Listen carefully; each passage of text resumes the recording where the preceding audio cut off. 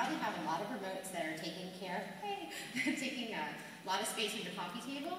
So a lot of us also probably have, since we're in a mobile environment, smartphones, smart devices like your iPhone, your iPod Touch, Android devices. But what if you could take all those annoying remote controls and actually put them right onto your iPhone? Well, you can, and it's with this product called Surc. Shove it under here. Hello, there's Surc. And what it is, it's an infrared converter, smart universal remote control. And basically, it's right now for the iPhone 4. We worked with Apple to develop it, so it's in the Apple approved program. And it converts your IR, so you can basically take your remote controls, put it on here with an application that you download, and control all your devices. So I'm going to show you quickly the case. So here it is. And you can see it's really small. It weighs about 20 grams.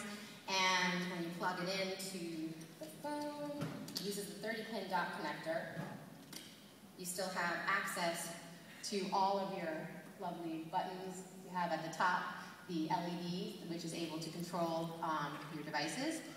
And then you have at the bottom, so that you don't have to actually take the case off, is a micro USB charger, and we give you the little cable so you can plug it in, sync, and charge your phone without taking the case off. And it is fairly protective on all different sides.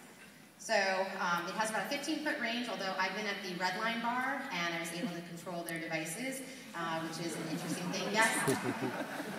Little tip, we like to incite a little bit of anarchy and chaos because you can actually download database codes of devices as well as custom pair up the remote. So if you're in a bar and like the Red Line and you see, oh, there's a TV with LG on it, let me go and find that device. I can simply go ahead and go edit, device list, and I would be able to simply go add, find the brand, and search through it and find my device that I'm interested in. Oh, that's right, I'm on airplane mode. You need to have Wi-Fi or 3G in order to do this, so I'm going to turn that off. But either way, you can simply find the device, and then you would be able to add it to your remotes. And we have rooms. Everybody is able to create a room. The big thing with us when we were developing this is that we wanted something that was able to be personalized and customized, because you get these remotes with hundreds of buttons on them. You can't do anything with them. You probably don't use most of the buttons. But wouldn't it be great if you can move them around, create whatever you want to create, and we give you that opportunity? Okay, thank you. That's why I turned airplane mode off.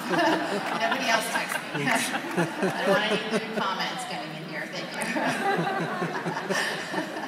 So I'm going to just simply go brand. Let's see if this works now. I'm going to just any brand right now, and it's pinging the database. And see, there's the type. And then now, once again, it's pinging the database, and then you'll be able to test it, point at your device, see if it works.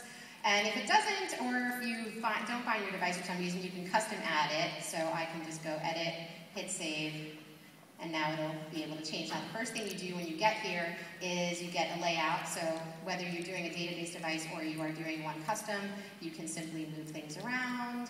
And you get these little guidelines that kind of tell you where to move things to. You can also go and say, oh, I don't want to show this button. Now it's gone. You can do things like also pair it. So this is if you're custom, all you do is simply take your remote and you point it at the Surc, and you simply tap the button on Surc. You get about 10 seconds. Tap the button on your remote, and then it will pair up and learn the code immediately. We recommend about an inch distance between your device. So obviously no remote, so it's not going to pair up. Another thing you can do is add gestures. This is my favorite thing. With my existing remote, obviously I can feel the buttons, but you can't feel that when you have a touch screen. So we allow that you can actually, we have all these different wonderful gestures that you can pull from the iOS, and you can simply select and add. So if I go to my existing remote, and go to cable, because I have a ton on here, you see that I have all these different buttons already paired up.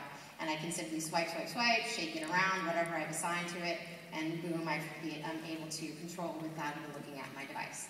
Another thing that you can do, let's see, oh, we have a guide. We do have a program guide, it's a new feature.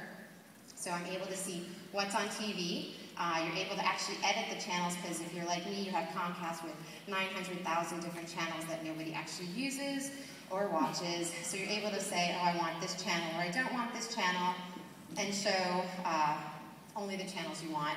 you're able to go in, view the actual program, and then when it pings the database, if it has details, you'd be able to go, hey, watch it, and it'll change the channel on your TV. So one of the other big things that we have is when you create an account, you go to getsurc.com. That's where you can actually purchase this, G-E-T-S-U-R-C. I know a lot of you have smartphones. You can go there right now. And you can actually create an account once you purchase a Surc. And what that does is there's two things. You're able to share your remotes. So let's say, you know, I have all these remotes created and I want to share them with somebody else. I can simply do that, and I can find their email it to them. I can also share remotes with the public. And so let's say I have a brand new device, 3D TV. Nobody has it. The database isn't yet updated for some reason. And I want to share this with the community. I can, and people can go search for that device and import it, and then they've got it, and it's wonderful. Because sharing means caring, folks. We learned that in kindergarten. And the other thing you can do is backing up your remotes. So if you're like me, you've lost a fair share of remotes along the way. I feel like my dogs have probably eaten a few of them. It's very possible. But, you know, what if you created this lovely account, you spent your time making these remotes, you can simply back up your remote, and we keep up to 3 backups. So that means if your app crashes, you, God forbid, lose your iPhone, you're still able to get your applications, get your remotes back by reinstalling the application. Daphna, I have a quick question for you, then we're going to have to go. Questions. You have such a very unique combination of both industrial design for product and the iPhone application that you developed. Tell us, you don't see that normally in this area. Yeah, not see it. What's the team like? What are you guys doing? The team. Well, the person who came up with this was our engineer, who's one of our partners, and he's been working for Verizon for like I think 30 years now as an engineer. And him and my dad are both TV and electronic junkies, and we're like, we don't want to spend $300 on a universal remote control because that's how much you have to spend. Now it's ridiculous for a base remote for a Harmony, and then you don't get all the wonderful fun stuff that you get with a Surc, and the fact that it's an iPhone. So they came up with the idea, and me and my other business partner, we were basically wanting to do iPhone app development. So all of us came together, came up with the idea to do this. Half of our team is actually based in Israel, where apparently this is like the Mecca for technology now, and the rest of us are here in the States. Or the Jerusalem for technology. Yes.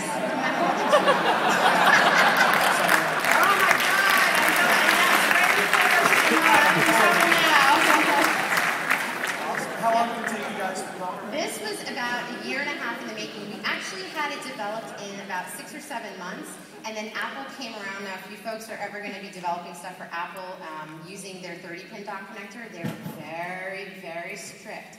So they decided halfway through our process of developing that they were going to change some of their chipsets and stuff, which thus had us going back to the drawing board and redesigning everything. But it actually ended up turning out better because we have this nice slim design, which we just found out from one of the merchandising directors over at Apple that he thinks we should submit it for an industrial design award. Yeah, so. please do it. Yeah.